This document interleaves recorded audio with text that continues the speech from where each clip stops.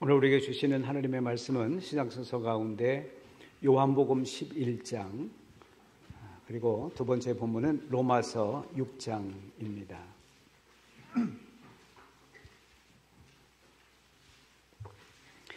먼저 요한복음 11장 17절부터 봉독하겠습니다. 이제 하나님의 말씀에 경청하시길 바랍니다. 예수께서 가서 보시니 나사로가 무덤 속에 있는 지가 벌써 나흘이나 되었다. 베다니는 예루살렘에서 오리가 조금 넘는 가까운 곳인데 많은 유대 사람이 그 오라버니의 일로 마르다와 마리아를 위로하러 와 있었다. 죄송합니다. 마르다는 예수께서 오신다는 말을 듣고서 맞으러 나가고 마리아는 집에 앉아 있었다. 마르다가 예수께 말하였다. 주님이 여기에 계셨더라면 내 오라비가 죽지 아니하였을 것입니다. 그러나 이제라도 나는 주님께서 하나님께 구하시는 것은 무엇이나 하나님께서 다 이루어 주실 줄 압니다. 예수께서 마르다에게 말씀하셨다. 네 오라버니가 다시 살아날 것이다. 마르다가 예수께 말하였다. 마지막 날 부활 때에 그가 다시 살아나리라는 것은 내가 압니다. 예수께서 마르다에게 말씀하셨다. 나는 부활이요 생명이니 나를 믿는 사람은 죽어도 살고 살아서 나를 믿는 사람은 영원히 죽지 아니할 것이다. 네가 이것을 믿느냐? 마르다가 예수께 말하였다. 예, 주님은 세상에 오실 그리스도이시며 하나님의 아들이심을 내가 믿습니다. 이렇게 말한 뒤에 마르다는 가서 그 자매 마리아를 불러서 가만히 말하였다. 선생님께서 와 계시는데 너를 부르신다. 이 말을 듣고 마리아는 급히 일어나서 예수께로 갔다. 예수께서는 아직 동네에 들어가지 않으시고 마르다가 예수를 맞이하던 곳에 그냥 계셨다. 집에서 마리아와 함께 있으면서 그를 위로해주던 유대 사람들은 마리아가 급히 일어나서 나가는 것을 보고 무덤으로 가서 울려고 하는 것으로 생각하고 그를 따라갔다. 마리아는 예수께서 계신 곳으로 와서 예수님을 뵙고 그 발 아래에 엎드려서 말하였다. 주님이 여기에 계셨더라면 내 오라버니가 죽지 않았을 것입니다. 예수께서는 마리아가 우는 것과 함께 따라온 유대 사람들이 우는 것을 보시고 마음이 비통하여 괴로워하셨다. 예수께서 그들에게 물으셨다. 그를 어디에 두었느냐? 그들이 대답하였다. 주님, 와보십시오. 예수께서는 눈물을 흘리셨다. 그런데 유대 사람들은 보시오, 그가 얼마나 나사로를 사랑하였는가 하고 말하였다. 그 가운데서 어떤 사람은 이렇게 말하였다. 눈먼 사람의 눈을 뜨게 하신 분이 이 사람을 죽지 않게 하실 수 없었단 말이요. 예수께서 다시 속으로 비통하게 여기시면서 무덤으로 가셨다. 무덤은 동굴인데 그 어귀는 돌로 막아 놓았다. 예수께서 돌을 옮겨 놓으라 하시니 죽은 사람의 누이 마르다가 말하였다. 주님, 죽은 지가 나흘이나 되어서 벌써 냄새가 납니다. 예수께서 마르다에게 말씀하셨다. 네가 믿으면 하나님의 영광을 보게 되리라고 내가 너에게 말하지 않았느냐? 사람들이 그 돌을 옮겨 놓았다. 예수께서 하늘을 우러러보시고 말씀하셨다. 아버지, 내 말을 들어주신 것을 감사드립니다. 아버지께서는 언제나 내 말을 들어주신다는 것을 압니다. 그런데도 이렇게 말씀을 드리는 것은 둘러선 무리를 위해서입니다.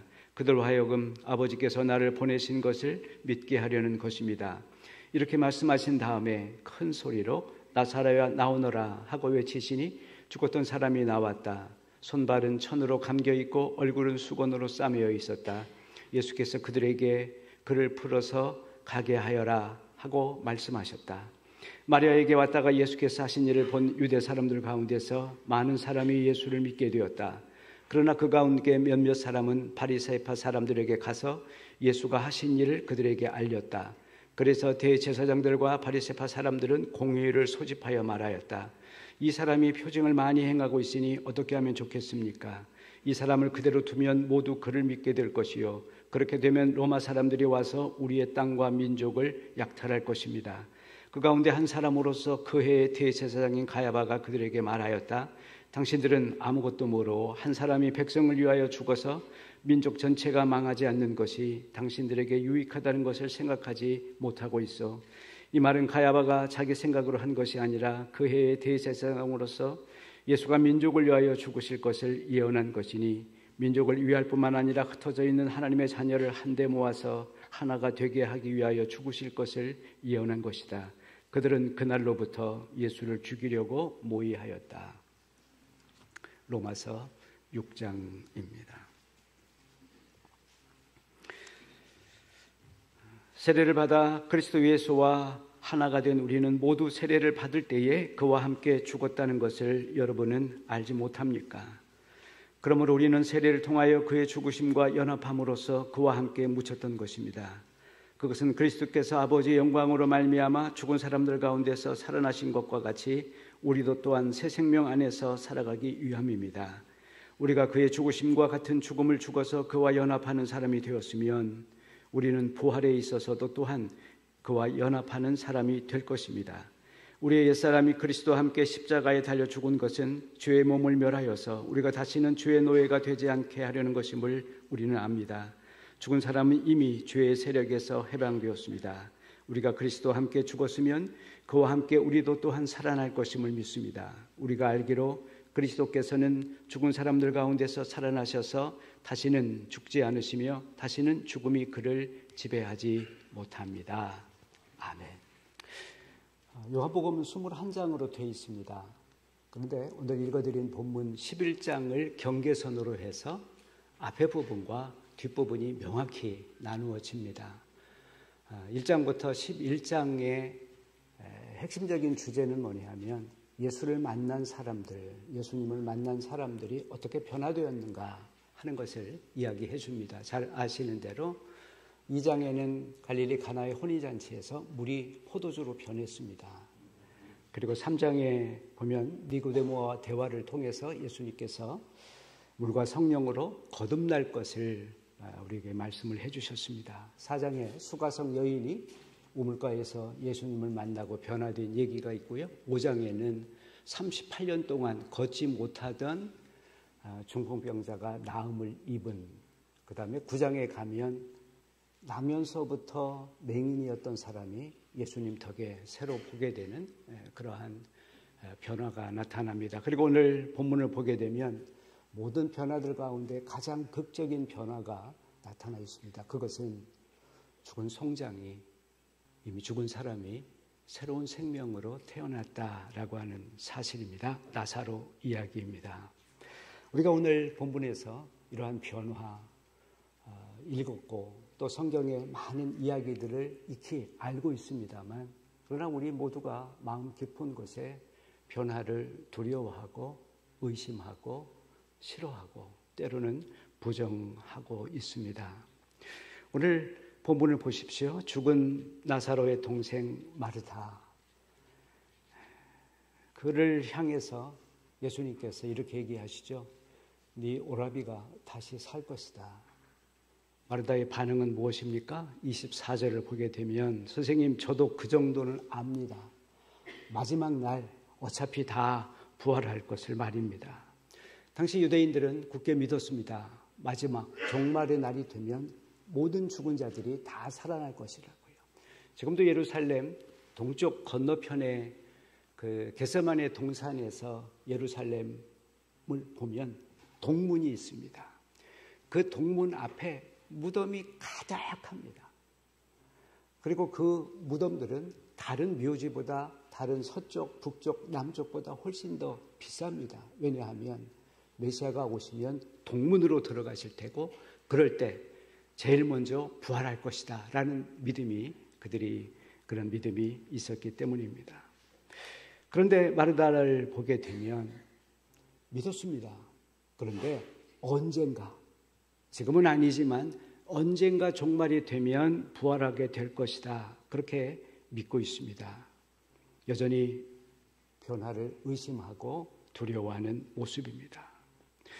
바로 그 때문에 마르다는 뒤늦게 찾아오신 예수님에게 못내 서운하고 심지어 원망과 불평의 말을 하고 있습니다. 주님이 여기 계셨더라면, 마리아, 동생 마리아도 마찬가지죠.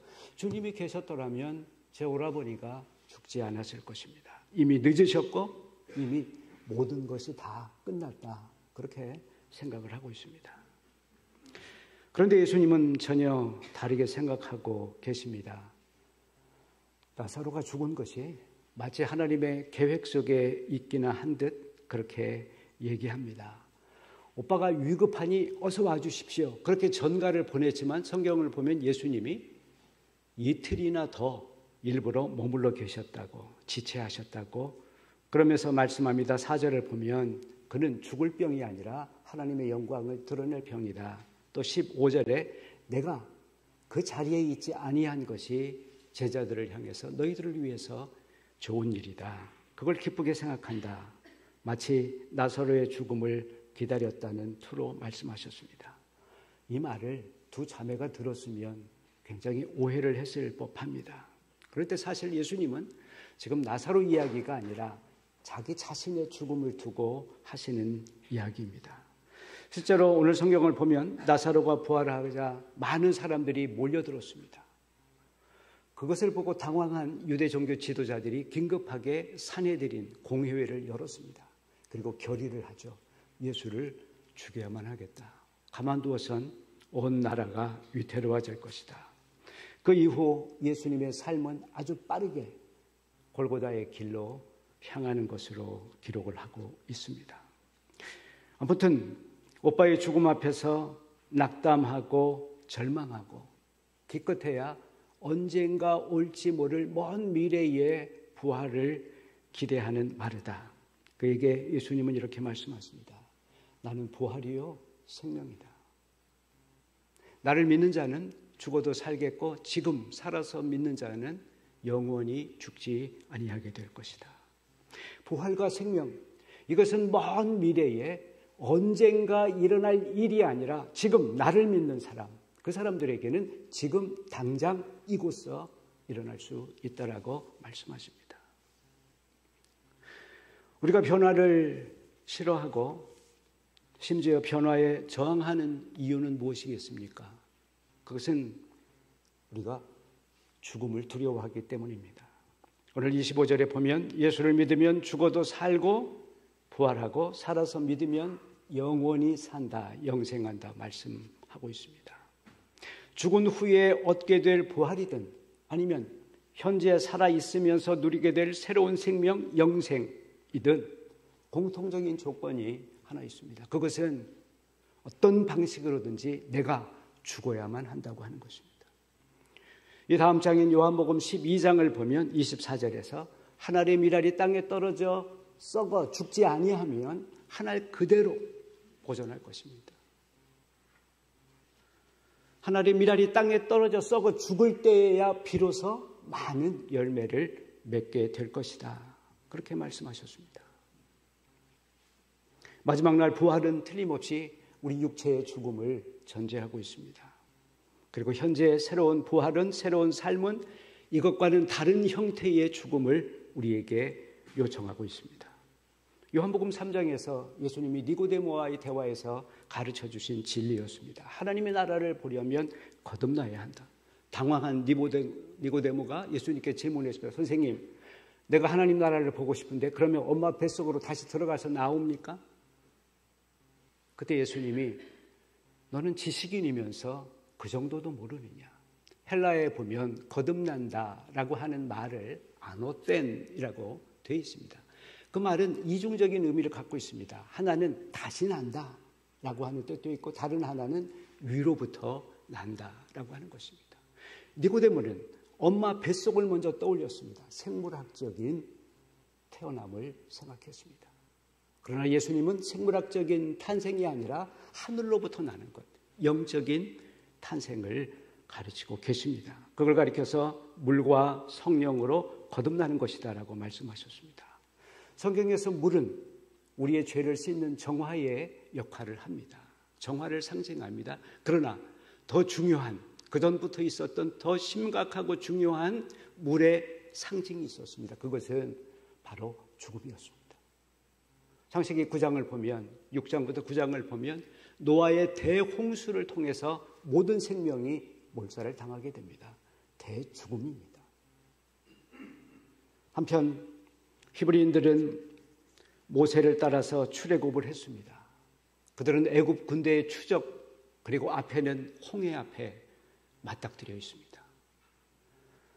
사도 바울은 나중 고린도전서 10장에서 그날 유대인들이, 히브리인들이 그 홍해를 건넌 것을 죽음을 건넜다고, 약속의 땅 가나안을 향해서 건너야만 하는 죽음, 그 죽음의 강을 건넜다고 얘기했습니다.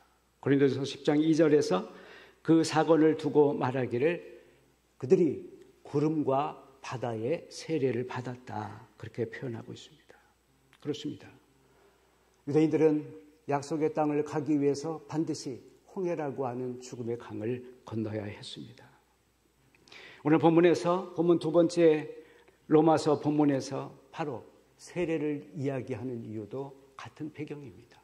세례라고 하는 그리스도 안에서 죽는다라고 하는 이 사건을 통해서 비로소 우리가 하나님의 구원에 이룰 수 있다라고 하는 것입니다. 로마서 6장 3절은 이렇게 되어 있습니다. 세례를 받아 그리스도 예수와 하나가 된 우리는 모두 세례를 받을 때에 그와 함께 죽었다는 것을 알지 못합니까? 물론 세례를 통해서 우리가 완전히 죄성으로부터 해방되는 것은 아닙니다. 우리가 금방 성인이 되는 것도 아닙니다. 우리는 여전히 육신을 가지고 있고 육신을 가지고 있는 한 끊임없이 죄의 유혹을 견뎌내야만 할 것입니다. 그러므로 우리는 육신에 머물러 있는 동안 끊임없이 죄와 싸워야 합니다. 그래서 고린도전서 15장 31절에서 바울은 이렇게 고백하는 것입니다. 나는 날마다 죽습니다. 내가 매일 그리스도와 안에서 매일 죽음으로써 그리스도와 함께 매일 다시 태어날 수 있다고 하는 그 진리를 바울은 알고 있었습니다. 6장 5절이 바로 그것을 얘기합니다. 우리가 그의 죽으심과 같은 죽음을 죽어서 그와 연합하는 사람이 되었으면 우리는 부활에 있어서도 또한 그와 연합하는 사람이 될 것입니다. 오늘 세례를 받으시는 두 분, 그리고 유아 세례를 주는 두 분 가족들, 세례는 무엇입니까? 그것은 우리가 그리스도와 연합하는 것입니다. 우리가 그리스도의 십자가에서 나의 옛사람을 죽이는 것입니다. 우리가 비로소 죽음으로써 연합해 있는 우리들에게 새로운 가능성이 있는데 그것은 그리스도와 함께 우리가 다시 태어날 것이라고 하는, 그리스도께서 부활의 첫 열매가 되셨다면 우리는 제2의 제3의 부활의 열매들로 그분과 함께 태어나리라고 하는 것입니다. 그러므로 그리스도 안에 단단히 붙어 있으시길 바랍니다. 그분 안에 늘 머물러 있으시길 바랍니다. 그러면 여러분은 죽어도 살겠고 살아서 믿는 한 여러분은 참 영생의 기쁨을 누리게 될 것입니다. 나사로가 죽은 지 나흘이었습니다.